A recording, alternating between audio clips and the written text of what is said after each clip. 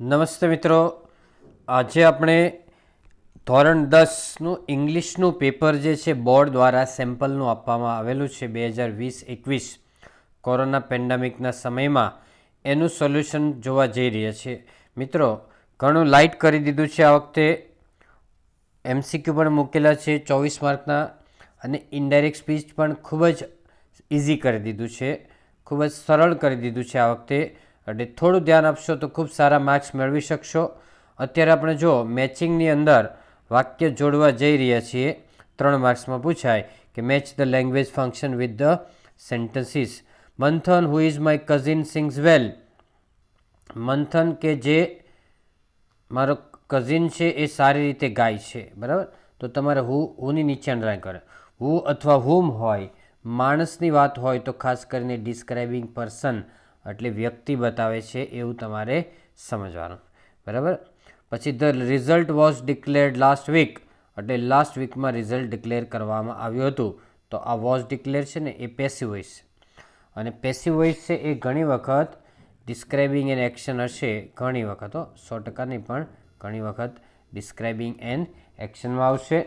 પછી વુર્રા we have got it, આનંદ સાથે ખુશીનો ભાવ બતાવે છે કે અરે અમે આ મેળવ્યું છે, જીત્યા છીએ કે મેળવ્યું છે.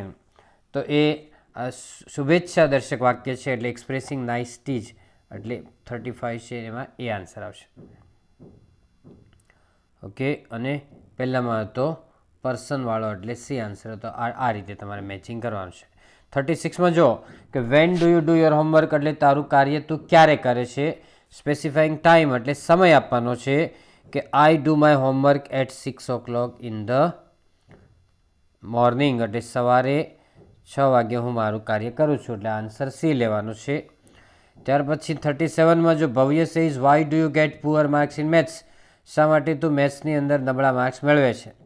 મોન્ટુ કહે છે શોઈંગ રીઝન એટલે કારણ બતાવે છે, અને રિઝલ્ટ એટલે પરિણામ બતાવે છે કે આને પરિણામે શું થાય છે કે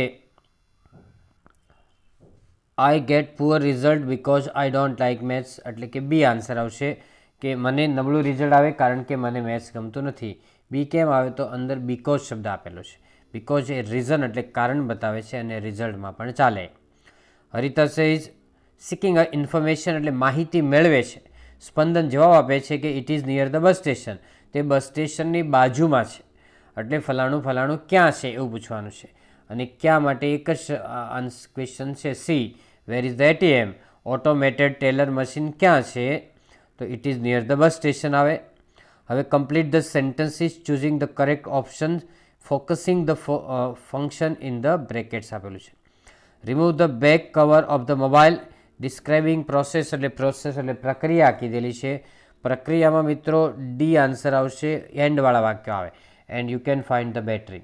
જો કયા વાક્ય આવે પ્રોસેસની અંદર, એન્ડવાળા આવે.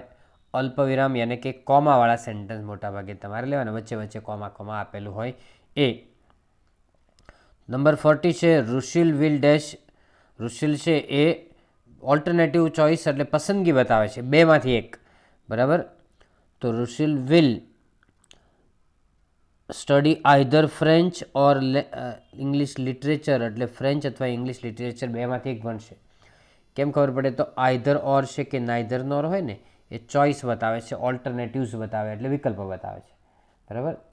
આગળ જો જેનિલ ડાન્સ વેલ એટલે જેનિલે ખૂબ જ સારો ડાન્સ કર્યો હતો, એમાં તમારે જોવાનું છે ઇનડાયરેક્ટ નેરેશન, બરાબર. સોરી, ઇન્ડિકેટિંગ કોન્ટ્રાસ્ટ એટલે વિરોધાભાસ બતાવે છે, અને વિરોધાભાસ બતાવે ને તો બટવાળું વાક્ય આવે. But he was not selected for the annual programme, પરંતુ તેને એન્યુઅલ પ્રોગ્રામમાં સિલેક્ટ કરવામાં આવ્યો નહીં. હવે બીજું કે આનું જ વાક્ય ધોમાં આવે કે તો ધોમાં કેવી રીતે આવે સાંભળો. ધોમાં આનું જ વાક્ય આવે છે ધો જેનિલ ડાન્સ વેલ, પછી comma he was not given the trophy કેવું કંઈ આવશે, બરાબર છે. તો અહીંયા તો ધો Jonil dance well he was not given the trophy એમ આવે આન્સર, એટલે આગળ ધો આવશે અને ગુજરાતી સીધું થાય, બરાબર છે. તો આમાં અત્યારે જે આન્સર આવ્યો છે બટવાળો એટલે સી વાળો આન્સર છે, યાદ રાખજો. આગળ જો 42ની અંદર ખાલી જગ્યા પૂરવાની છે કે generally a clever student plan well in advance, he never waste his time in trifle. Trifle એટલે તુચ્છ વસ્તુઓ, નજીવી વસ્તુ, નાની નાની વસ્તુઓમાં ટાઈમ વેસ્ટ નથી કરતો. એટલે પહેલાંની અંદર આવશે ટ્રિફલ આવશે. શું આવે? તો આ 1 આવશે ટ્રિફલ. ચાલો. He succeed in his aim only because he dash to the principles. તે એના લક્ષ્યમાં સફળ થાય કારણ કે તે સિદ્ધાંતને અનુસરણ કરશે. અધેર એટલે અનુસરણ કરે છે, ફોલો કરે છે, એટલે બીજામાં અધેર આવે. During the exam he or she is confident enough to write the answers. Manan is such a determined boy. એટલે દ્રઢ નિશ્ચયી છોકરો છે. તો ફર્સ્ટની અંદર ટ્રિફલ, બીજાની અંદર અધેર અને ત્રીજાની અંદર ડિટરમાઇન્ડ. ડિટરમાઇન્ડ એટલે દ્રઢ નિશ્ચય થાય. હવે મિનિંગ શોધવાના છે. એમાં ફેસિનેટેડ એટલે આકર્ષિત થવું, આકર્ષિત થવું માટે એટ્રેક્ટેડ શબ્દ છે. સ્લિમ એટલે પાતળા, પાતળા માટે વેરી થીન છે. વેનિશ એટલે અદૃશ્ય થવું, એના માટે ડિસઅપિયર છે. તો આ યાદ રાખવાનું. હવે તમારા માટે ખૂબ જ સરળ કરેલો ટોપિક છે, એ આપણે ઇનડાયરેક્ટ સ્પીચની અંદર જોઈશું. Mahek says what do you say about my performance. તું મારા પરફોર્મન્સ વિશે શું કહે છે? Kartik says I can say you have done it gracefully today. તે આજે ખૂબ જ સુંદર દેખાવ કર્યો છે. Mahek says thank you Kartik. હવે પહેલું વાક્ય પ્રશ્ન વાક્ય છે મિત્રો, યાદ રાખજો. પ્રશ્ન વાક્ય હોય એટલે આસ્ક્ડ આવે કે Mahek asked Kartik what he said about. બરાબર. Mahek asked Kartik what he said about. Mahek પૂછે ને એટલે સે અબાઉટ માય પરફોર્મન્સ છે. માય એટલે મહેક. મહેક છે એ તમારે જોવાનું. હિઝ પરફોર્મન્સ બંનેમાં આવી શકે, છોકરી છોકરો બંનેમાં. એટલે હિઝ પરફોર્મન્સ આવે અથવા હર પરફોર્મન્સ, એ બંનેમાં આવી શકે એવું છે. એટલે થોડુંક પ્રોબ્લેમેટિક છે. મહેક આપણે છોકરીમાં લઈ લો તો હર પરફોર્મન્સ આવશે. Kartik replied that he could સે શી હેડ ડન ઇટ ગ્રેસફુલી. અહીંયા સી આવ્યું ને એટલે મહેક છોકરીમાં લેવાનું છે. Kartik replied that he could સે શી હેડ ડન ઇટ ગ્રેસફુલી. બરાબર. હવે ઉપર હતું ટુડેનું ધેટ ડે કરવાનું છે. ધેટ ડે એટલે વચ્ચેનું લેવાનું છે. ઉપર ટુડે છે એનું ધેટ ડે. મહેક થેન્ક્ડ કાર્તિક. બરાબર. ફરીથી એકવાર. Mahesh asked Kartik what he said about her performance. Kartik replied that he could say she had done it gracefully that day. Okay, આગળ જો. જોઈન ધ સેન્ટેન્સ એટલે વાક્ય જોડવાના છે. મિસ્ટર ખન્ના વોઝ બિઝી એટલે મિસ્ટર ખન્ના વ્યસ્ત હતા. He did not pay attention to my request એટલે તેણે મારી વિનંતી પ્રત્યે ધ્યાન આપ્યું નહીં હતું. તો મિસ્ટર ખન્ના બિઝી હતા તેથી તેણે મારા રિક્વેસ્ટ પ્રત્યે ધ્યાન નહીં આવ્યું. તો પહેલાંમાં સો લેવાનું છે. Rajiv is the salesman. વચ્ચે સો, પહેલાંમાં સો છે ને 47માં સો વચ્ચે મૂકવાનું કે mister Khanna was busy so he did not pay attention to my request. એટલે વચ્ચે સો મૂકવાનું, ફૂલ સ્ટોપ વચ્ચેથી કાઢી નાખવાનું અને હીનો એચ સ્મોલ કરી દેવાનો. Rajiv is the salesman he comes to my office on every Wednesday.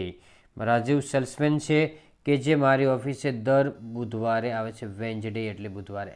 હી આવે ને હી, તો તમારે હું મૂકવાનું છે કે Rajiv is the salesman who comes to my office on every Wednesday. he, she અને they હોય ને માણસની વાત હોય તો હું મૂકવાનું. my younger son will eat dabeli એટલે મારો યંગર સન દાબેલી ખાશે. he will eat sandwich એટલે તે સેન્ડવિચ ખાશે. તો આપણે એમ કહેવાનું કે મારો યંગર સન છે દાબેલી અથવા સેન્ડવિચ આ બેમાંથી એક ખાશે. તો આપણે બે વિકલ્પો નીચે અંડરલાઇન કરવાની. અહીંયા દાબેલી છે, અહીંયા સેન્ડવિચ છે. બાકીનું બધું સરખું જ છે. જે સરખું હોય એટલે સામાન્ય કાઢીને અવયવ પાડી દેવાના કે my younger son will eat either dabeli or sandwich. My younger son will eat either dabeli or sandwich. સેન્ડવિચમાં ડી સાયલેન્ટ રહેશે. ડી બોલાતો નથી, સેન્ડવિચ બોલાય. નેગેટિવ વાક્ય હોય ને તો નાઈધર નોર લેવાનું છે અને પોઝિટિવ હોય તો આઈધર ઓર લેવાનું છે. The following day king's son. આગળ જો. Rewrite the paragraph filling in the blanks with appropriate words in the brackets એટલે કૌંસમાંથી જોઈને ખાલી જગ્યા પૂરવાની છે. પછીના દિવસે રાજાનો પુત્ર. રાજાનો પુત્ર એટલે એપોસ્ટ્રોફી એસ વાળું કિંગ્સ વચ્ચેનું. The following day king's son came down to nearby river to swim. બીજા દિવસે રાજાનો પુત્ર છે નજીકની નદીમાં તરવા માટે આવ્યો. કે જે જગ્યાએ એટલે where he entered the water તે પાણીમાં દાખલ થયો. The father crow sees the lovely gold necklace. બરાબર. ફાધર ક્રો છે એમણે એક સીઝ એટલે પકડવું, એક સુંદર સોનાનો નેકલેસ છે પકડ્યો હતો. Dash the prince head taken of, કે જે પ્રિન્સે ઊંચક્યો હતો. નેકલેસ એટલે હારની વાત છે ને, એટલે વીચ આવે. જ્યાં માણસની વાત હોય ત્યાં હું આવે, માણસ સિવાયની વાત હોય તો વીચ આવશે. આ યાદ રાખજો. વીચ અને વુનું ગુજરાતી સરખું થાય, કે જે. બરાબર. હવે ડુ એઝ ડાયરેક્ટેડ છે. The policeman asked the stranger some questions, એટલે પોલીસે થોડાક પ્રશ્નો અજાણ્યા વ્યક્તિને પૂછ્યા હતા.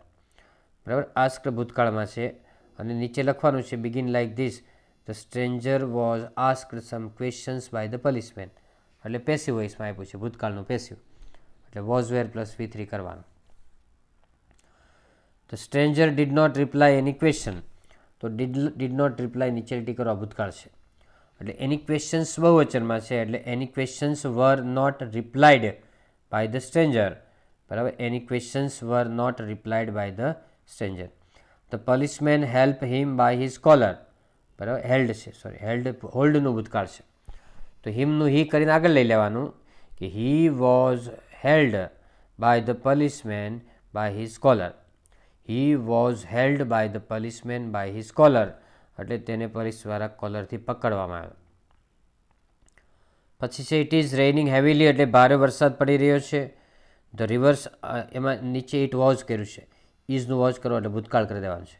The rivers too are flowing dangerously, તો આરનું વર કરી દેવાનું છે. The rivers were flowing dangerously. The boatmen are taking their boats to the bank, એટલે આરનું વર કરી દેવાનું છે. The boatsmen were taking their boats to the bank, એટલે હોડીવાળા છે એ હોડીને નદી કિનારે લઈ જઈ રહ્યા હતા. Select the question to get the underline words a phrase as their question. Rahman can speak any language fluently, એટલે રહેમાન છે કોઈ પણ ભાષા એકી ટશે બોલી શકે છે, અટક્યા વગર બોલી શકે. આમાં આ બોર્ડની આ વખતે મિસ્ટેક છે કે એમણે તમને અંડરલાઇન આપી નથી, અને અંડરલાઇન ન આપી હોય તો ઘણીવાર 2-3 જવાબ આવી શકે, પણ હું તમને અંડરલાઇન આપું છું કે રહેમાન ફ્લુઅન્ટલી એટલે એકી ટશે બોલે. માનો કે ફ્લુઅન્ટલી નીચે અંડરલાઇન હોય તો તમારે આમ બનાવવાનું છે કે how can Rahman speak any language, Rahman કેવી રીતે ભાષા બોલી શકે, તો જવાબ છે એકી ટશે એટલે અટક્યા વગર બોલી શકે છે, ફ્લુઅન્ટલી બોલી શકે છે, વિધાઉટ ટેકિંગ અ પોઝ, એટલે વચ્ચે અટક્યા વગર બોલી શકે. બરાબર. હવે બીજું છે કે વોટ કેન રહેમાન ડુ, એમ પણ અમુક રીતે આવી શકે. વોટ કેન રહેમાન ડુ એટલે રહેમાન શું કરી શકે છે, તો અહીંથી અંડરલાઇન હોય ને સ્પીક એની લેંગ્વેજ, આટલી અંડરલાઇન હોય તો વોટ કેન રહેમાન ડુ એમ આવી શકે. બરાબર. હવે હું તમને પહેલો એક કરવાનો આન્સર એ તમે ખાસ યાદ રાખજો અત્યારે. ચાલો.